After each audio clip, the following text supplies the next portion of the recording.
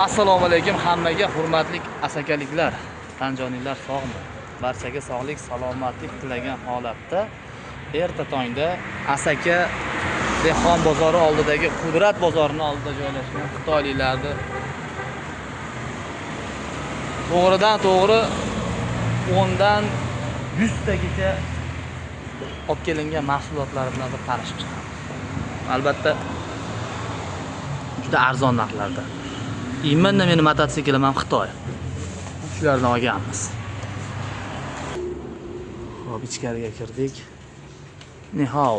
Shunaqa deylarmi, bilganlar aytib yuboringlar.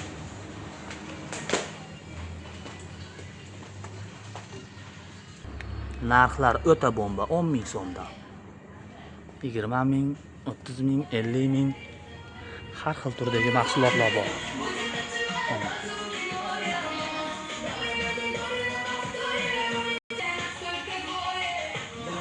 Qaranglar, 10 ming, 20 ming, 30 ming, 40 ming, 50 ming so'mgacha.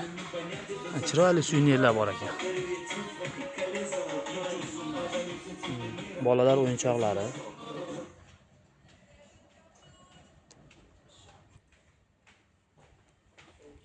Eng qizig'i oilaga keladigan narsalar ham bor ekan. 50 ming so'm.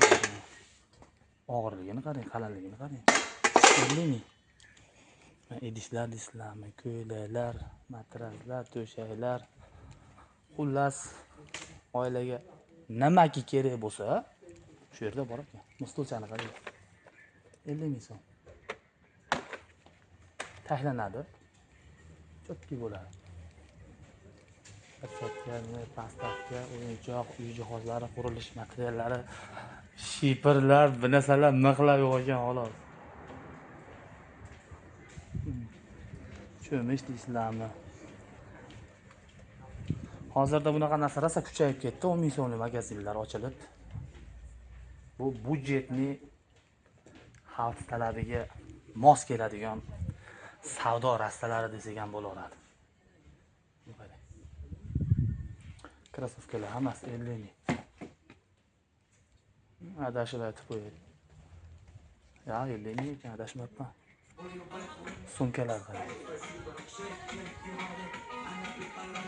Sapoglar.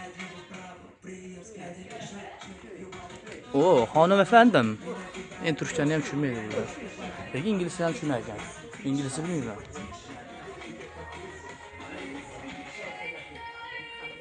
Bo'ldi endi. Akalar ming bor o'zini bu yoqqa. Ayollar narsalariga o'tib ketdik endi. Hijolat ular narsalarni aytgan.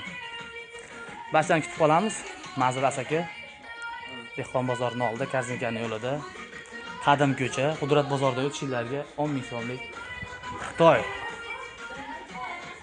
milliy taomlari emas, savdo majmuasi.